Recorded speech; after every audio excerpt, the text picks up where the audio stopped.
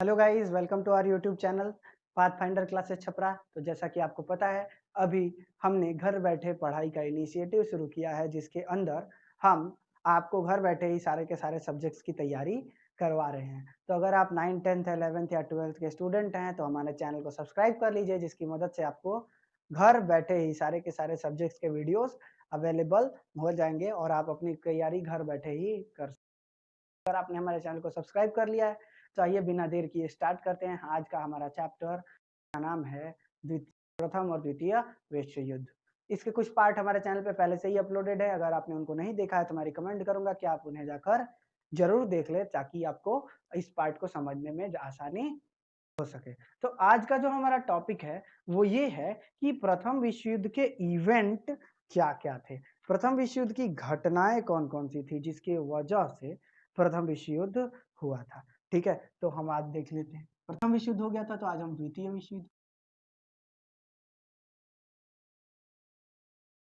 युद्ध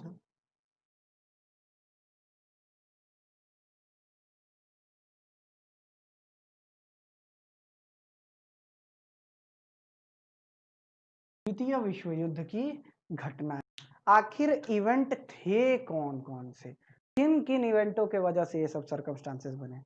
तो युद्ध का आरंभ जर्मनी के तरफ से हुआ। युद्ध का आरंभ की बात करें तो युद्ध का आरंभ जो था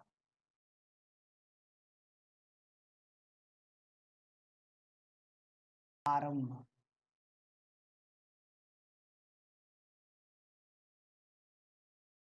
ये हुआ जर्मनी की तरफ से। 1 सितंबर 1939 को जर्मनी ने पोलैंड पर आक्रमण कर दिया और जल्दी ही ब्रिटेन और फ्रांस ने भी जर्मनी के साथ युद्ध की तैयारी कर ली। उधर जर्मनी ने अपना तो जीत हासिल कर ली थी, तो जर्मनी को तो कोई प्रॉब्लम ही नहीं थी। 1 सितंबर 1939 से काफी लंबे इस युद्ध की शुरुआत हो गई थी। तो युद्ध का आरंभ में जितने भी टॉपिक आएंगे हम उन सभी को नोट करते चलेंगे, ताकि हमें क्या हो सके, ये एक बात टर्म पता चल सके कि हाँ यार ये कैसे हुआ था, क्या हुआ था। तो युद्ध का आरंभ, सबसे पहला इवेंट 1 सितंबर 1939 मनी ने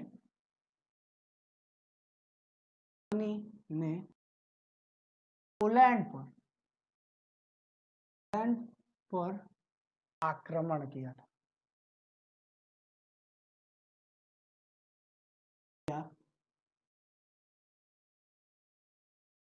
अब आक्रमण हुआ तो जीत हो गई, और जीत होकर किया और उस पर अधिकार भी जमा लिया,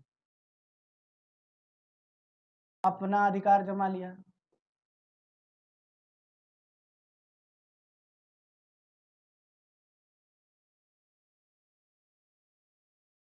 अब इसको देखकर ब्रिटेन और फ्रांस समझ नहीं पाए कि क्या करना है, और तुरंत ही उन लोगों के पास कोई और ऑप्शन नहीं बचा।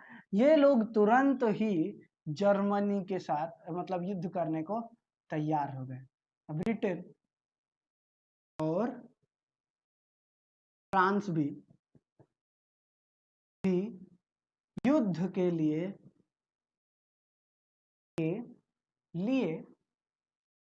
तैयार हो गए।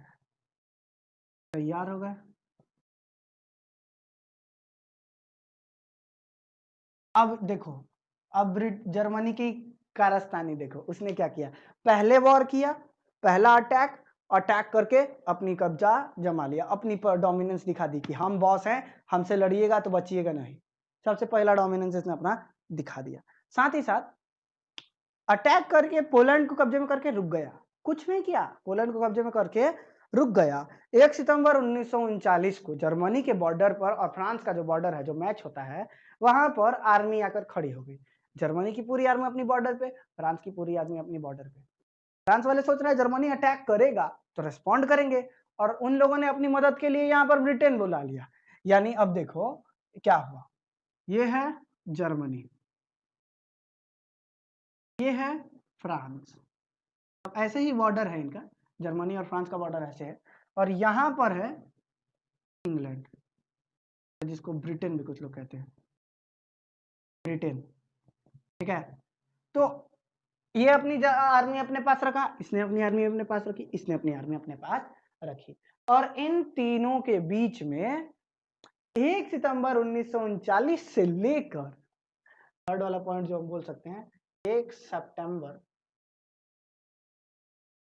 1939 से लेकर 9 अप्रैल 1940 तक तीनों आर्मी बस खड़ी हैं, हम खड़े हैं यहाँ पे, हमारे से कौन लड़ेगा, ये इधर से हम खड़े हैं यहाँ पे, हमारे से कौन लड़ेगा, इंग्लैंड वाले हम खड़े हैं यहाँ पे, हमारे से कौन लड़ेगा, कोई नहीं आक्रमण कर रहा है, सब बैठे हुए हैं अपनी अपनी जगह पर, कोई हिल नहीं रहा है। और 1 सितंबर 1939 से लेकर 9 अप्रैल 1940 तक नकली युद्ध हुआ, नकली युद्ध, यानी बस खड़े हैं सीना तान के और कुछ नहीं कर रहे हैं। नकली युद्ध, जिसको कुछ लोग अंग्रेजी में फोनी वॉर का भी नाम देते हैं, फोनी वॉर हुआ, बस खड़े हैं, कोई नहीं हिल रहा है। ये रिप्रेजेंटेशन है, ये दिखा रहा है कि धीरे धीरे धीरे धीरे करके अपना अटैक देखने को मिल रहा है। ये थर्ड वाला वर्जन था, फोनी वॉर। अब इस फोनी वॉर के बाद क्या हुआ, जिसके वजह से जर्मनी ने अपनी सेना यहाँ पे खड़ी कर दी। अब एक आर्मी का छोटा सा टुकड़ा यहाँ पर लगा दिया और लगाकर लगा पड़ा है अपने अंदर प्रिपरेशन करने में, दो और आर्मी तैयार कर रहा है, और आर्मी तैयार कर रहा है, और आर्मी तैयार कर रहा है, प्रिपेयर करते करते करते करते उसने अपनी आर्मी बहुत ज्यादा बना ली। जर्मन की सेना ने धीरे धीरे धीरे धीरे अब उसके बाद क्या किया, देखो, जर्मनी ने सोचा कि अब इधर से तो बढ़ेंगे नहीं, इधर से तो बढ़ेंगे नहीं, दो दो आर्मी खड़ी है, वॉर कैसे होगा, तो इसीलिए इसने इधर का रास्ता अपनाया, किधर का, इधर का। और इसीलिए 9 अप्रैल 1940 को मतलब इधर वॉर खड़ा किया है और इधर से आर्मी भेजकर दो देशों पर कब्जा कर लिया। चौथा पॉइंट अगर हम बोले तो नॉर्वे और डेनमार्क, डेनमार्क को, नॉर्वे और डेनमार्क को जर्मनी ने जीत लिया, जर्मनी ने जीत लिया। अब जीत गया, अब पहुंच गया यहाँ, आर्मी तैयार किए हुए यहाँ, ये पहुंच गया यहाँ, अब अटैक करने वाला है इधर से। और धीरे धीरे धीरे धीरे करके अगले ही मतलब कुछ ही दिनों में इसने जून आते, अप्रैल में तो इन लोगों ने अटैक जीत लिया, और जून आते आते जून 1940 तक, 1940 तक बेल्जियम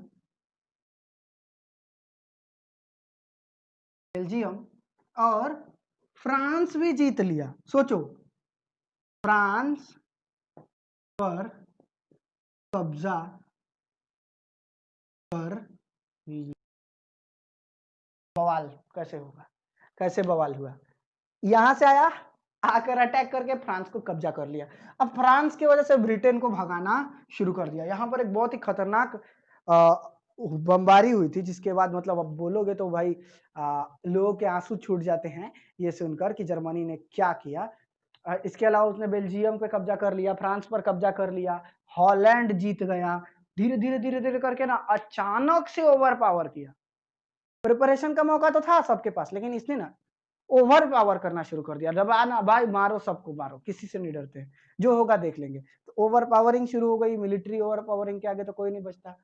तो धीरे धीरे धीरे धीरे करके फ्रांस भी हार गया। फ्रांस के ऊपर इतना हवाई आक्रमण करवाया गया कि फ्रांस को आत्मसमर्पण करना पड़ा। देखो हालात कुछ ऐसे हो गए थे यहाँ पर कि जब इस पर से इधर से आक्रमण किया ना, तो सारे फ्रेंच आर्मी तो मारे गए, ब्रिटेन वाले लोग यहाँ भाग गए, क्योंकि इनके पास एक समुद्र था करीब 400 किलोमीटर का, उसको क्रॉस करके उनको अपने देश जाना था, ठीक है। और ये यहाँ पर पहुंच गए, फ्रांस के बॉर्डर पर पहुंच के एकदम रुके पड़े हैं, ब्लिट्जक्रीग में एकदम रुके पड़े हैं, वहां पर उनकी हालत खराब है, एकदम हिल नहीं पा रहे, जा नहीं पा रहे।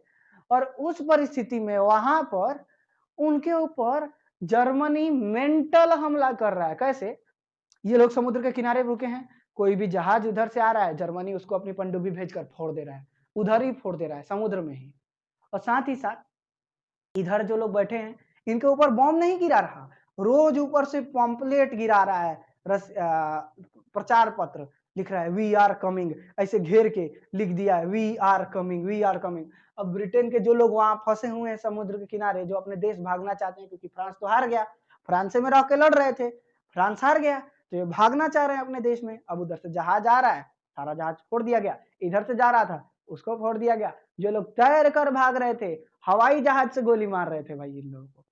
जो लोग तैर कर भागना चाह रहे थे, 400 किलोमीटर लोग तैर कर भागने को तैयार हो गए थे, 400 किलोमीटर। और इसी वजह से ब्रिटेन को जो तोड़ा इन लोगों ने, जर्मनी के लोगों ने, वहां पर जो करीब करीब 4000 सिपाही थे उनको पागल कर दिया था। वो सिपाही आपस में ही लड़ रहे थे रोज, और उसी वजह से धीरे धीरे धीरे धीरे जब वो ब्रिटेन के वो सोल्जर वापस पहुंचे तो इतने डरे हुए थे, इतने डरे हुए थे, उनको 4 महीने तक बंद करके रखा था। खाने का तो अनाज था नहीं, जो भी था उसी पे ही सब काम चला रहे थे। तो उसने इतना दबा कर रखा था ना कि जब वो वापस अपने देश पहुंचे ब्रिटेन, तो वहां के आर्मी जनरल ने जब इनसे पूछा कि क्या इवेंट है, तो इन्होंने कहा कि हम हार गए जर्मनी से, और मनोबल ही टूट गया इंग्लैंड का। फिर भी इंग्लैंड टिका रहा, कोई बात नहीं। ब्रिटेन को अब जर्मनी ने एक बहुत ही जबरदस्त योजना अपनाई कि ब्रिटेन पे इतना बम गिराओ, इतना बम गिराओ कि ब्रिटेन ही खत्म हो जाए। लेकिन ब्रिटेन के पास भी हवाई जहाज थी, ये टिके रहे। जर्मनी ने पहले इनको तोड़ना चाहा, नहीं टूटे, हवाई जहाज से बम गिराना चाहा, नहीं नहीं रुके। अब ब्रिटेन के ने लड़ाई रोक ली, इधर से ये लड़ रहे हैं, इधर से ये लड़ रहे हैं। ब्रिटेन पर अपना कब्जा नहीं जमा पाया, फ्रांस पर जमा लिया, ब्रिटेन तक अपना कब्जा नहीं पहुंचा पाया। रोज बम गिरा रहा है और इधर से कोई कब्जा ही नहीं चल रहा, ठीक है। और इसी वजह से उधर से इधर ये चल रहा था, इधर ब्रिटेन का। जर्मनी ने अपना प्रचार इधर भी शुरू कर लिया, और इधर प्रचार करते करते करते कहां पहुंच गया, रूस तक पहुंच गया। तो जर्मनी एक साइड ब्रिटेन से लड़ रहा है, एक साइड रूस से लड़ रहा है, दो दो साइड लड़ रहा है। तो इसी वजह से प्रथम विश्व युद्ध में जर्मन की सेना थोड़ी पसर गई थी, और उसी के वजह से दूसरा वाला जो इसका अंश होता है वो हम देखेंगे तो हमको ज्यादा बेटर समझ में आएगा कि क्या हुआ सेकेंड वाले अंश में। ओके, तो अभी तो बोर्ड भी भर गया है, तो इसका द्वितीय भाग देखते हैं। तो हमारा अगला जो टर्म है, वो अगला टर्म ये है, युद्ध का तो आरंभ हो गया, युद्ध तो हमने देख लिया। अब युद्ध का विस्तार देखिए क्या युद्ध का, छोटा टर्म है, इसको हम छोटे में ही कंप्लीट करेंगे क्योंकि आसानी से हल हो सके। 1941 तक यूरोप के ज्यादातर हिस्से पर जर्मनी का कब्जा हो गया। युद्ध के आरंभ में तो जर्मनी एकदम ऐसे राक्षस की तरह उठा ना, देख के लगा कि भाई बवाल ही मच गया, सारा का सारा कॉर्पोरेशन हमारे पास आ गया, भाई हम ही सब संभालेंगे, हमारे अलावा कोई और है ही नहीं, जर्मनी ही था। लेकिन धीरे धीरे धीरे धीरे हालात चेंज होने लगे। जब जापान ने अमेरिका के पर्ल हार्बर पर अटैक कर दिया, तब अमेरिका भी युद्ध में शामिल हो गया। युद्ध का विस्तार कहां से देखने को मिलता है, तो देखो 8 दिसंबर 1941 में जापान ने अमेरिका के पर्ल हार्बर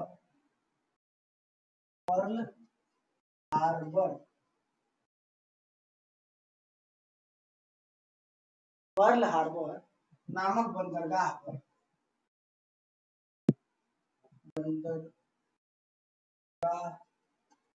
नष्ट कर दिया,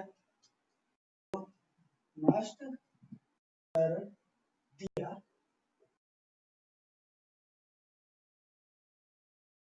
अमेरिका भी युद्ध में शामिल हो गया।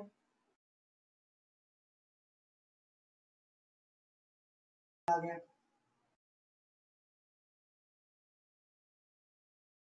अब बेचारा ये आया तो किसके डायरेक्शन में आया, ये किसी के डायरेक्शन में नहीं आया, ये अकेले लड़ रहा था। और इसके वजह से एलाइड पावर या जो एलाइड फोर्सेस थी वो खुद को कह रही थी कि ना हम इसके साइड में लड़ रहे हैं, हम सॉरी ये हमारे साइड में लड़ रहा है, ऐसा कहना शुरू कर दिया गया था। धीरे धीरे खतरा बढ़ने लगा। जापान ने जल्दी ही अपने आस पड़ोस के इलाकों पर भी अब अधिकार जमा लिया, और देखते देखते ऐसा लग रहा था कि बस बवाल बाकी है, थोड़ा देर और कहानी क्या हो जाएगी, खत्म हो जाएगी, थोड़े देर में कहानी बदल जाएगी, ऐसा देखने में लग रहा था। लेकिन धीरे धीरे धीरे धीरे चेंजेस आने लगे। अमेरिका युद्ध में शामिल हुआ, रशिया युद्ध में शामिल हुआ, और धीरे धीरे युद्ध धीरे धीरे जर्मनी के नियंत्रण में जो जो इलाके थे वो इलाके जर्मनी से हारने लगे। जर्मनी ने सबसे बड़ी गलती ये कर दी कि जर्मनी दो फ्रंट पे युद्ध लड़ रहा था, फ्रांस के एक तरीके पे और रूस के तरीके पे। दो साइड से युद्ध लड़ना बहुत ही बेवकूफी वाला काम होता है, लेकिन जर्मनी ने लड़ा और इसी वजह से युद्ध काफी फैल गया और धीरे धीरे धीरे धीरे हर इलाके पर इसकी हार होने लगी और जर्मनी धीरे खत्म होने लगा। अब अगर हम बात करें युद्ध के अंत की, तो युद्ध का अंत विस्तार में अमेरिका बस हमला के क्यों छोड़ दिए, क्योंकि इसके बाद ना पूरी सिचुएशन ही चेंज हो गई। ये जो पहले से हथियार सप्लाई करता था वो अब खुद वार में आ गया, तो बवाल तो मचना ही है। बवाल मचा, पूरा का पूरा सिस्टम हिला दिया गया। 1944 में हार कर इटली ने क्या कर लिया, अपने आप को क्या कर लिया, आसान कर लिया। फिर उसके बाद 1945 में हार कर हमारे हिटलर साहब ने भी सरेंडर बोल दिया कि ना ना कोई जरूरत नहीं है लड़ने का, कोई फायदा है ही नहीं। इसीलिए 1948 में आकर हिटलर ने भी सरेंडर बोल दिया और धीरे धीरे धीरे धीरे जब जापान को धमका कर शांत कराया। युद्ध का अंत तीनों को देश थे ना, इटली, जर्मनी और जापान, यही तीनों का नाम धुरी राष्ट्र था। ठीक है, तो इन तीनों के साथ कब समझौता किया गया, 1944 में। मुसोलिनी को लोगों ने रोड पर मार दिया, जो इसके नेता थे उसको पकड़ के रोड पर लोगों ने पीट कर मार दिया।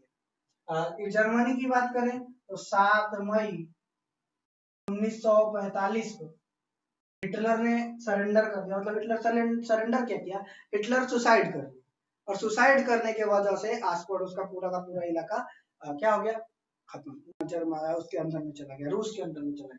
जापान के बारे में बात करें तो जापान पे 6 और 9 अगस्त को 2 बम मारे गए 1945। आपको याद ही होगा, परमाणु बम मारे गए थे, हिरोशिमा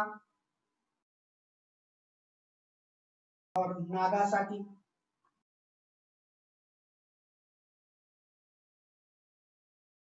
हिरोशिमा और नागासाकी पे मारे गए, 6 तारीख को हिरोशिमा पर, 9 तारीख को नागासाकी पर बम मारे गए, जिसके बाद जापान को भी हार कर सरेंडर करना पड़ा। अमेरिका के युद्ध के आने के बाद बवाले था। देखो 1941 में यहाँ पर अटैक हुआ, 42-43 इनने युद्ध लड़ा, जीते, सही तरीके से आए।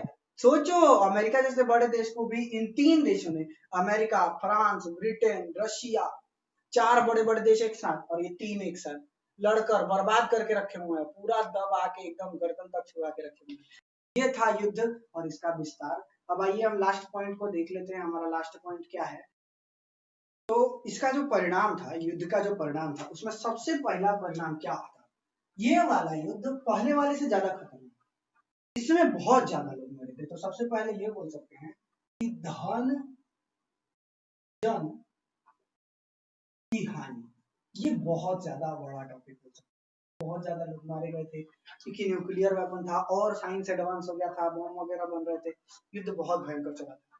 ठीक है, साथ ही साथ अगर बात करें नेक्स्ट टॉपिक की, तो दूसरा टॉपिक आ जाता है उपनिवेश का अंत। उपनिवेश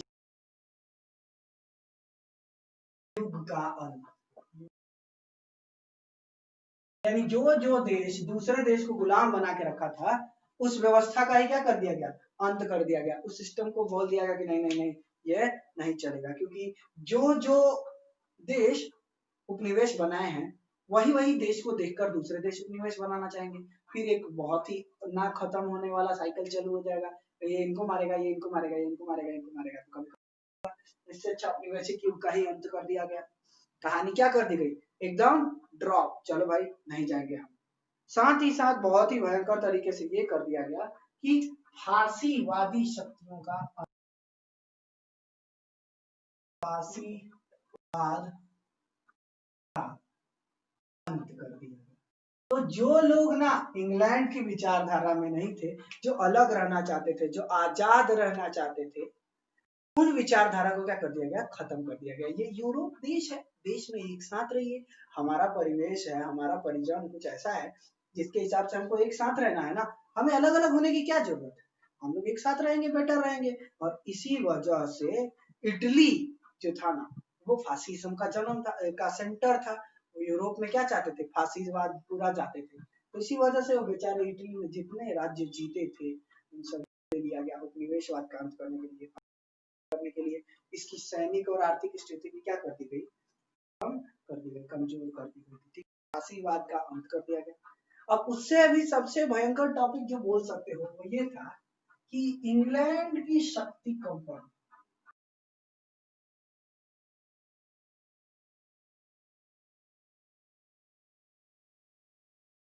इंग्लैंड की शक्ति कम होना। तो भाई धीरे धीरे धीरे धीरे करके इंग्लैंड की शक्ति कम हो गई। क्या हुआ कि जब प्रथम विश्व युद्ध हुआ ना तो उस वक्त इंग्लैंड ने काफी भूमिका तो निभाई थी, लेकिन दूसरे विश्व युद्ध में भी में आते आते बेचारे की हालत ऐसी कमजोर हो गई कि वो अपना इकोनॉमिक खर्चा नहीं उठा पा रहा था, अपना इकोनॉमिक खर्चा नहीं उठा पा रहा था। इस वजह से इंग्लैंड की दयनीय स्थिति हो गई थी। देखते देखते ऐसा लग रहा था कि खत्म है, बस इनका कहानी 2 दिन में खत्म हो जाएगी। तो इंग्लैंड ने, और उसी वक्त उपनिवेश युग का भी अंत हो रहा था, तो इंग्लैंड की जो पावर थी वो विदेशी देशों को गुलाम बना के आती थी। तो भाई गुलामी व्यवस्था ही खत्म हो गई तो इंग्लैंड कैसे राज करेगा अपना, इंग्लैंड अपना सिस्टम कैसे चलाएगा। ठीक है, तो ये बात भी देखने लायक बोली जाती है, कहा कही जाती। तो आपको और भी कई चीज देखने को मिलेगा। तो इसमें देखो हुआ क्या कि धीरे धीरे धीरे धीरे अब रूस और अमेरिका की शक्ति बढ़ने लगी। ये देखो रूस और अमेरिकी शक्ति की वृद्धि हो गई। बहुत भयंकर तरीके से रूस और अमेरिका बढ़ गई, पूरा का पूरा हालात खरबर हो गया, क्योंकि दुनिया में 2 देश थे। ब्रिटेन कमजोर हो गया, फ्रांस के पास, फ्रांस हार चुका था तो फ्रांस को जर्मनी ने पूरा तबाह कर दिया और इंग्लैंड की सारी पावर खत्म हो गई। तो पावर किसकी बची, रूस की और अमेरिका की। ये दोनों शक्तियां बहुत प्रोग्रेस होकर आगे की तरफ आई और इनको देख के लगा कि अनस्टॉपेबल है ये, इनको कोई रोक ही नहीं सकता। और इसी वजह से इससे अगला पॉइंट जो है वो ये देखने को मिलता है कि विश्व का 2 खेमों में बट जाना। ठीक है, तो दुनिया जो थी ना यहाँ पर 2 खेमों में बट गई, धीरे धीरे धीरे धीरे करके ऐसा देखने को मिलने लगा कि यहाँ पर जो हमारा विश्व है वो 2 भागों में बट गया। एक यूएसएसआर के तरफ हो गया और एक अमेरिका के तरफ हो गया। यूएसएसआर वाले लोग अलग सोच रखते थे, अमेरिका वाले लोग अलग सोच रहे। ठीक है, कुछ लोग रशिया के साइड में हो गए, कुछ लोग अमेरिका के साइड में हो गए। और विश्व की पावर सेपरेशन जो देखने जो माथापच्ची हुआ था इसमें, इसको ये 1978 और 49 तक, मतलब 1978 से 1999 तक खत्म हुआ है विश्व का 2 खेमों में बढ़ जाना। आज भी कुछ लोग कहते हैं कि दुनिया 2 खेमों में बटी हुई है, एक अमेरिका के पावर्ड लोग हैं, एक रशिया पावर्ड लोग हैं। तो कहने से क्या होता है, मतलब उस वक्त के हिसाब से सबसे ज्यादा ये देखने को मिला था। उसके बाद गुट निरपेक्षता की गई। सबसे भयंकर बात तो ये थी कि गुट निरपेक्षता की नीति, हम किसी के तरफ नहीं जाएंगे। जहां कुछ लोग ग्रुप बना बनाकर जा रहे थे, एक अमेरिका के साइड में, एक उसके साइड में, वहीं पर ये लोग आ गया, ये सिस्टम आ गया कि जहां पर ना हम गुट में बटेंगे नहीं, हम रहेंगे कि हम गुट में जाएंगे ही नहीं। जैसे भारत हो गया, लैटिन अमेरिका हो गया, अफ्रीका के कुछ कंट्री हो गए, पाकिस्तान, चाइना वगैरह, इन लोगों ने गुट बनाने से मना कर दिया। हमने कहा ना हम गुट में जाएंगे ही नहीं, हम किसी गुट का ज्वाइन नहीं करेंगे, हम किसी गुट के हिस्सा नहीं है। तो उसको गुट निरपेक्षता कहते हैं, या जिसको नॉन अलाइंड मूवमेंट कहते हैं। हम किसी के साथ अलाइन नहीं होंगे, हमको युद्ध लड़ना ही नहीं है, तृतीय विश्व युद्ध होगा तो हमको लड़ना ही नहीं है, तो उसको गुट निरपेक्ष कहा गया। ये लोग अलग ही हो गए सभी चीजों से। अब आगे देखोगे तो आगे सबसे इंपॉर्टेंट आता है इसमें कि जो जर्मनी थी ना, जो बहुत ज्यादा बढ़ गई थी, उसको विघटित कर दिया गया। साथ ही साथ सबसे बढ़िया हाँ, सबसे इंपॉर्टेंट जो आता है संयुक्त राष्ट्र संघ का गठन, संघ का गठन। संयुक्त राष्ट्र संघ जो था उसको एस्टैब्लिश कर दिया गया। अब कोई भी किसी भी देश के साथ झगड़ा नहीं कर सकता, क्योंकि एक ऐसी संस्था बनाई गई जो पूरी दुनिया पर इस चीज को कंट्रोल करके रखेगी। और इसी वजह से काफ़ी ज़्यादा डेवलपमेंट देखने को मिली थी।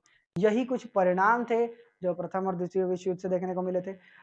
जर्मनी को क्या कर दिया गया ना, हाँ, जर्मनी के बारे में बता रहे थे कि जर्मनी को 2 भाग में बाँट दिया गया, उत्तरी जर्मनी और दक्षिणी जर्मनी, ताकि जर्मनी ना एक पार्ट में रहेगा, ना ये लोग आपस में बवाल मचाएँगे। तो इसीलिए इन लोगों को 2 भाग में बाँट दिया गया और वैज्ञानिक प्रगति काफ़ी ज़्यादा थी, तो उसपे क्या किया गया, वैज्ञानिक प्रगति को भी जोड़ दिया गया। अब जो पहले हालात ऐसे थे ना कि हमारे जो स्पेशल वेपन या एडवर्सरी है, इन चीज़ों को जोर दिया जाने लगा, ये चीज़ें आगे बढ़ाई गई। तो इस वजह से काफ़ी ज़्यादा ओवर पावर्ड हो गए थे। ठीक है? तो ये था पूरा का पूरा चैप्टर, आज पूरा चैप्टर समाप्त कर दिए। और अगर कोई प्रॉब्लम बची है तो कमेंट करके बताना, मैं उसको सॉल्व कर दूँगा। मिलते हैं नेक्स्ट वीडियो में, तब तक के लिए बाय बाय।